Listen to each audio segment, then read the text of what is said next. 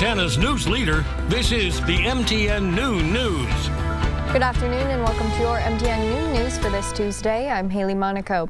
The federal government shutdown is in the midst of its fourth week, and Montana Congressman Troy Downing visited Helena to shine a spotlight on TSA workers who haven't been getting paid. MTN's Jonathan Ambarian spoke with him about how close Congress might be to a deal. The U.S. House hasn't been in full session since September, and that's meant members like Troy Downing have been making the case to resolve the government funding impasse from their home districts. We're all hoping and praying that we can get past this quickly because it's not good for America. On Monday morning, Downing visited Helena Regional Airport, bringing along coffee and donuts as a thank you to TSA and air traffic control employees who are still working and starting to miss paychecks. Some may say, well, they're still going to get paid, later, but not everybody has the luxury of having, enough money or reserves to, cover their expenses now going forward. A lot of folks need that paycheck to come in. Most TSA and air traffic control workers are considered essential and keep working without pay during a funding lapse. During the last government shutdown in 2018 and 2019, there were increasing reports of airport staffing shortages leading to delays as it went on. This weekend, national media reported a jump in staffing issues at airports across the country. Helena Regional Airport Director Jeff Wadecamper says so far they've been lucky in this area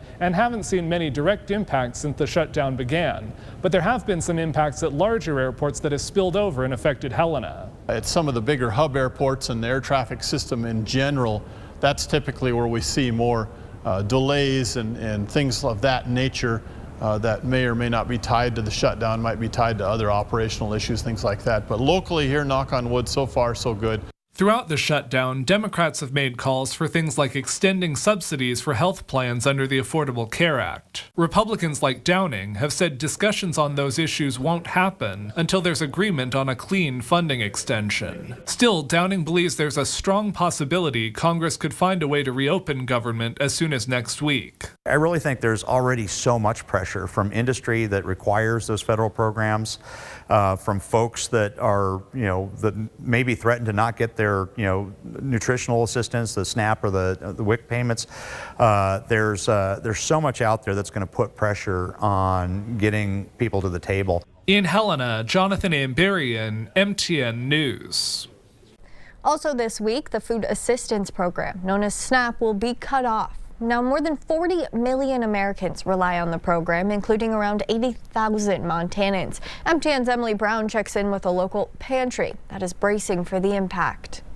SNAP is our nation's most effective and efficient tool to combat hunger. The Supplemental Nutrition Assistance Program helps those on low or fixed incomes fill their fridges. For every meal a food pantry provides, SNAP delivers 9. According to the U.S. Department of Agriculture, because of the shutdown, no benefits will be issued on November 1st. We're not going to be able to fill the gap left by SNAP. While trying to prevent people from going hungry, the Montana Food Bank Network is concerned about the impact on Montana as a whole. It's about $14 million a month.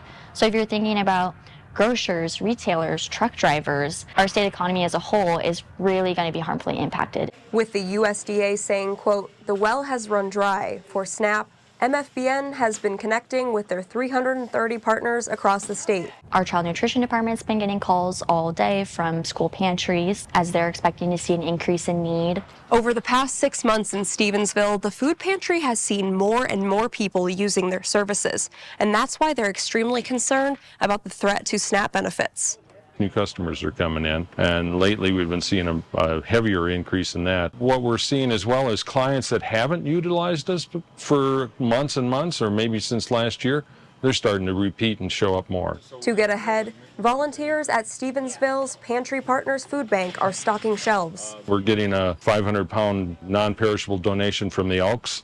Open Mondays and Wednesdays. Without SNAP, they're expecting this November to be busy. Everything hits people of need harder than anybody else. Pantry Partners is looking for more teammates as well as donations. If money comes in, then we can tailor it to the needs of the people. And MFBN says to still apply for SNAP if you're experiencing food insecurity. If you do have leftover SNAP benefits on your EBT card, you can use those in November. In Stevensville, Emily Brown, MTN News.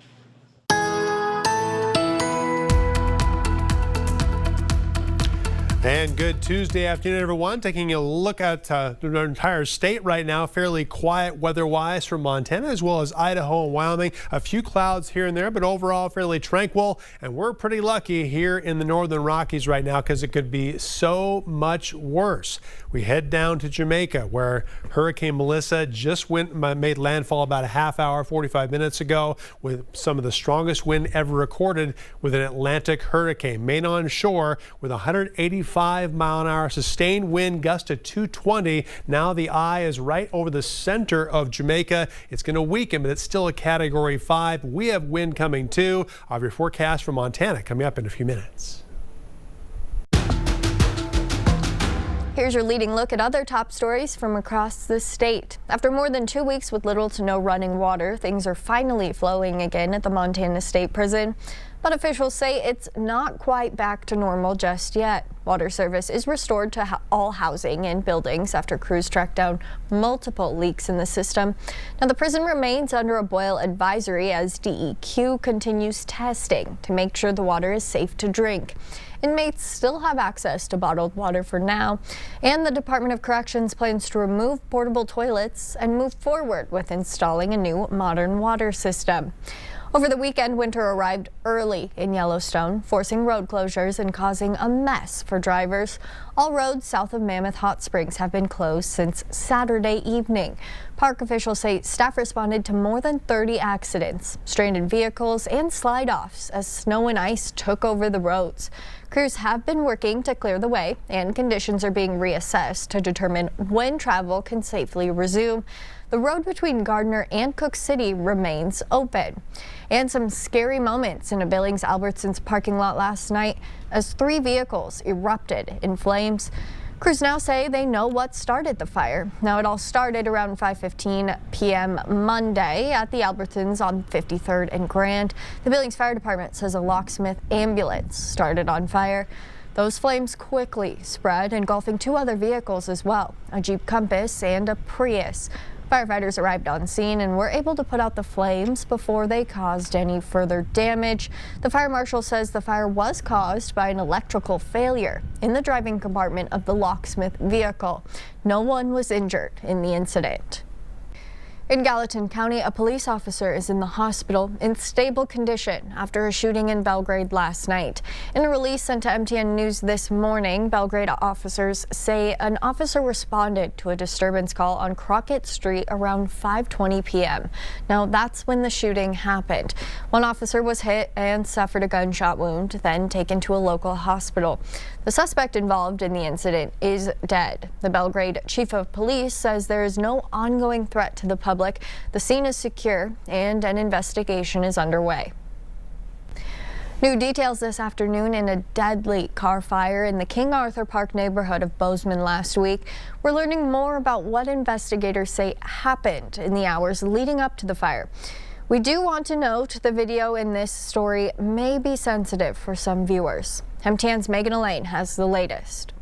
You've probably heard the story by now. A car was lit on fire here in King Arthur Park last Wednesday. And Saturday, a woman was charged with deliberate homicide. And while we have some new emerging details, we also have these videos.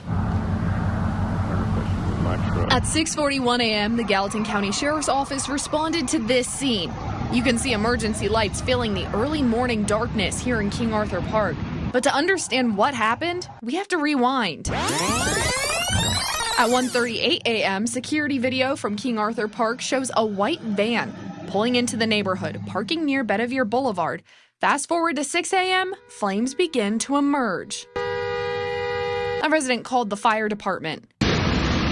Once the fire was extinguished, investigators found a body inside the vehicle, later identified as 44-year-old Robert Welch. On Saturday, the Gallatin County Sheriff's Office announced the arrest of 51-year-old Beth Bakken. Jail records show she was initially arrested Wednesday, the same day as the fire, on charges of obstructing a peace officer and jaywalking. On Friday, she was charged with deliberate homicide and arson.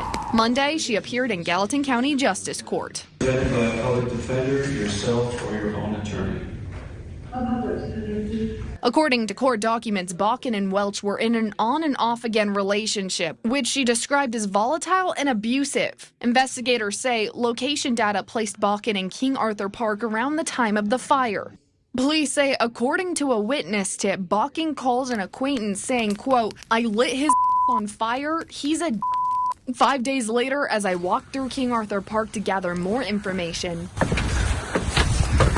many residents were still processing the horrific scene. One man told me he's lived there 35 years and nothing like this ever happened. Another neighbor was brought to tears after learning Welch died in the vehicle. Bakken's bond is set at $500,000 and her next court date is November 14th. Anyone with any more information are being asked to call the Gallatin County Sheriff's Office. In Bozeman, Megan Elaine, MTN News.